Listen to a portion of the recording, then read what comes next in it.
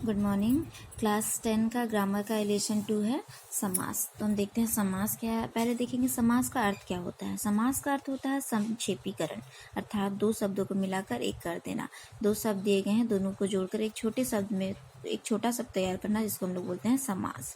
उसका अगर डेफिनेशन देखा जाए, परस्पर संबंध रखने वाले दो या दो से अधिक पदों या शब्दों के योग से एक नए शब्द को बनाने की प्रक्रिया को हम बोलते हैं समास। जैसे कि एक एग्जाम्पल देखा जाए, युद्ध के लिए भूमि, तो इसको अगर हम शॉर्ट में करें तो इसका आंसर निकलेगा युद्ध भूमि, तो ये है समास। सत्य के लिए आग्रह, सत्याग्रह, घोड़ों की दौड़, घुड़दौड़, परम है जो आनंद, परमानंद। तो ये कुछ एग्जाम्पल थे। अब हम देखते हैं समस्त पद किसे कहते हैं।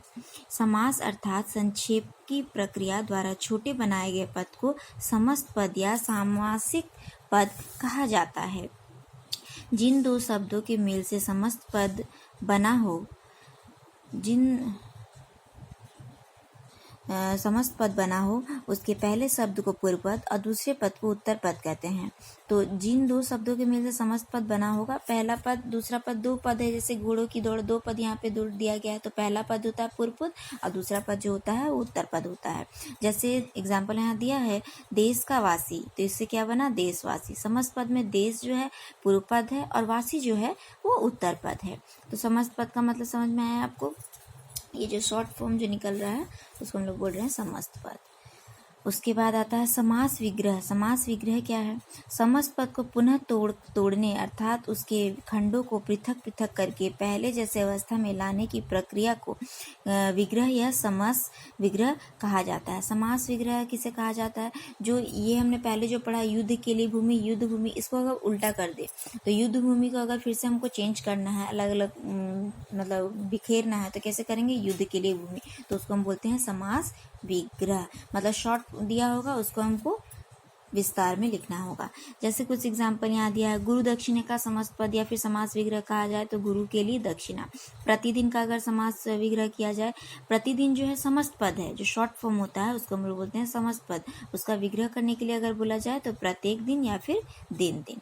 समस्त पद में कभी कभी पहला पद प्रधान होता है, कभी दूसरा पद और कभी अन्य पद भी प्रधान होता है, जिसका नाम समस्त पद में नहीं होता। समस्त पद उस तीसरे पद का विशेषण अर्थात पर्याय होता है।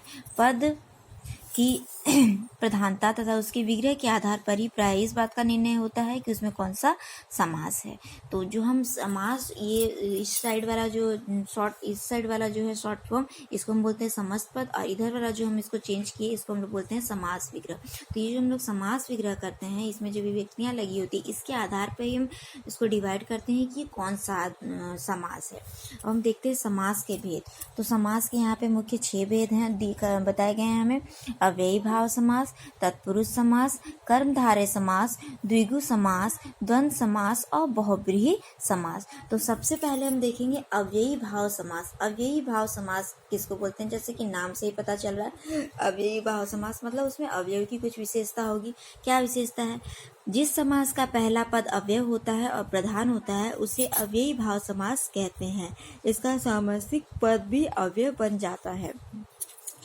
अव्यय किसको बोलते हैं? अव्यय एक ऐसा शब्द होता है जिसमें कि लिंग वचन कारक के कारण कोई भी चेंजेस नहीं आते। सपोज कोई भी अगर हम एक सेंटेंस लिखते हैं तो उसमें अगर लिंग चेंज होता है, अगर लड़का है तो करता है, अगर लड़की है तो करती है, अगर एक है तो करता है, अगर एक से ज़्यादा है तो करते हैं। सेंटेंस में कुछ चेंजेस आते हैं वर्ड्स के अनुसार, लेकिन कुछ ऐसे वर्ड्स होते हैं जिसमें कुछ भी चेंजेस नहीं आते, तो उसको हम लोग बोलते हैं अव्यय। तो यहाँ पे जहाँ पे पहला वर्ड जो होता है अव्यय होता है और समस्त पद भी अव्यय ही होता है। इस तरह के शब्द जहाँ पे भी आए तो आप देख के ही समझ जाएं कि वो क्या है, अव्ययी भाव समास है। जैसे कि पहला एग्जाम्पल दिया है, यथा नियम, नियम के अनुसार, यथा संभव, जितना संभव हो, प्रति मास, प्रत्येक मास का या फिर मास मास, बेनाम, बिना नाम के। ये कुछ एग्जाम्पल दिए गए हैं अव्ययी भाव समास के, जिसमें कि पहला पद अव्यय होता है, पहला पद ही प्रधान होता है। दूसरा हम देखेंगे तत्पुरुष समास। जिस समास का दूसरा पद प्रधान होता है और दोनों पदों के बीच से कारकों के परसग, तो दूसरा जो समास है तत्पुरुष समास, इसमें जो होता है दूसरा पद प्रधान होता है और दोनों पदों के बीच से कारकों के परसक हट जाते हैं, उसे तत्पुरुष समास कहते हैं। कारकों के परसक हट जाते हैं, जैसे कि कुछ एक एग्जाम्पल अगर हम देखते हैं, ग्रंथकार, ग्रंथ को करने वाला, को यहाँ पे परसक है। परसक किसको बोलते हैं? को, का, की, पर, के लिए, ये सब परसक बोलते हैं।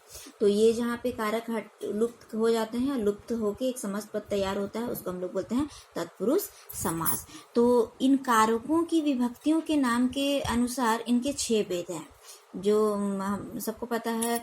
कर्म, करण, संप्रदान और अपादान, संबंध और अधिकरण, इसके आधार पर भी इसको डिवाइड किया गया है। जैसे ये कर्म में हमको पता है कि को यूज करते हैं, तो जिसमें को आता है उसमें हम लोग ये वाला समास यूज कर, ये तत्पुरुष समास का कर्म तत्पुरुष वो होता है, जैसे कि ग्रंथ। तो जैसा कि कर्म तत्पुरुष में होता है, इसमें आप जहाँ भी देखेंगे को यूज होगा तो वो होता है कर्म तत्पुरुष। जैसे कि यहाँ बहुत सारे एग्जाम्पल दिए गए हैं। माखन चोर, माखन को चुराने वाला। सम्मान प्राप्त, सम्मान को प्राप्त। जेब कतरा, जेब को कतरने वाला। शरणागत, शरण को आगत। पर लोक गमन, पर लोक को गमन। इधर भी कुछ एग्जाम्पल दिए गए हैं जिसमें भी को का यूज हुआ। इसमें जब हम इसका समस्त पद बनाते हैं तो को लुप्त हो जाता है, तो ये है कर्म तत्पुरुष। उसके बाद करण तत्पुरुष आते हैं, तो करण तत्पुरुष में क्या होता है? से या फिर द्वारा यूज होता है। तो देखेंगे सूरकृत, सूर द्वारा कृत। वाल्मीकि रचित, वाल्मीकि द्वारा रचित। कष्ट साध्य, कष्ट से साध्य। वाणहत, वाण से हत। गुरु दत्त, गुरु द्वारा दत्त। तो ये किसके एग्जाम्पल है? ना करण तत्पुरुष के एग्जाम्पल है। जैसा अगर हम देखेंगे तो एग्जाम में क्या होता है, या तो गिरता है इस साइड वाला देगा समस्त पद देगा और उसका समास विग्रह। इस साइड वाला जो पोर्शन है इसको हम बोलते हैं समास विग्रह, जो उसको विस्तार से लिखना होता है उसको बोलते हैं समास विग्रह। और कभी कभी ये वाला पोर्शन देगा, समास विग्रह दिया गया होगा और आपको बोला गया होगा समस्त पद बनाओ, मतलब ये शॉर्ट फॉर्म आपको बनाना होगा। कभी कभी समास विग्रह दिया रहता है, बोला जाता है समस्त पद बनाओ और बताओ ये कौन सा समास है। कभी कभी इधर वाला पोर्शन दिया रहता है, समस्त पद दिया रहता है और बोला जाता है समास विग्रह करो और फिर बताओ ये कौन सा समास है। तो ये जो समास जो विग्रह होता है उसी के आधार पर आपको बताना होगा कि कौन सा ये समास है। तो देखेंगे सेकंड वाला में जैसा कि आपने देखा द्वारा और से लगा होता है। थर्ड आते हैं संप्रदान। संप्रदान के लिए आपको पता है वहाँ पे के लिए यूज होता है, उसकी जो विभक्ति का जो कारक का चिन्ह है के लिए। हथकड़ी, हाथ के लिए घड़ी। अनाथालय, अनाथों के लिए आलय। सत्याग्रह, सत्य के लिए आग्रह। गुरु दक्षिणा, गुरु के लिए दक्षिणा। तो जो देख रहे हैं आप यहाँ पे के लिए यूज हो रहा है। तो ऐसे ही यहाँ पे कुछ और दिए गए हैं। डाक व्यय, डाक के लिए व्यय। तो इसमें इन उदाहरणों में कारक की विभक्ति के लिए का लोप है। जब समस्त पद बनाते हैं तो गौशाला, गौ के लिए शाला, इसमें के लिए लुप्त है। इसको अगर हम फिर से समास विग्रह करेंगे तो गौ के लिए शाला हो जाएगा, के लिए वहां पे यूज होगा। उसके बाद आते हैं अपादान। अपादान में सबको पता है से यूज होता है। तो जन्म अंधा, जन्म से अंधा। पथ भ्रष्ट, पथ से भ्रष्ट। देश निकाला, देश से निकाला। पद च्युत, पद से च्युत। धर्म विमुख, धर्म से विमुख। यहाँ से यूज होता है तो ये अपादान तत्पुरुष हो गया। उसके आता है संबंध तत्पुरुष। संबंध तत्पुरुष में क्या होगा? का, की का यूज होगा। का, की, के का यहाँ पे लोप होता है। सेना नायक, सेना का नायक। भूदान, भू का दान। राष्ट्र गौरव, राष्ट्र का गौरव। पद कांक्षा, पद की आकांक्षा। राजमहल, राजा का महल। वैसे इधर भी और भी बहुत सारे एग्जाम्पल दिए गए हैं। बीच में हम एक देखते हैं यमुना तट, यमुना का तट। राष्ट्रपति, राष्ट्र का पति। दिनचर्या, दिन की चर्या। बहुत इजी है ये। तो यहाँ पे का, के, की का लोप हो रहा है समस्त पद में।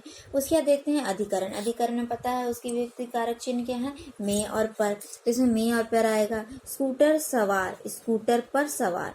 चिंता मग्न, चिंता में मग्न। कर्म निरत, कर्म में निरत। पर्वतारोहण, पर्वत पर आरोहण। आप बीती, आप पर बीती। जलद, जल में जन्मा या फिर जल में जन्म जिसका हुआ। धर्मवीर, धर्म में वीर। संगीत निपुण, संगीत में निपुण। इसमें में पर का लोप हो रहता है। तो फिर से हम एक बार रिवीजन करते हैं।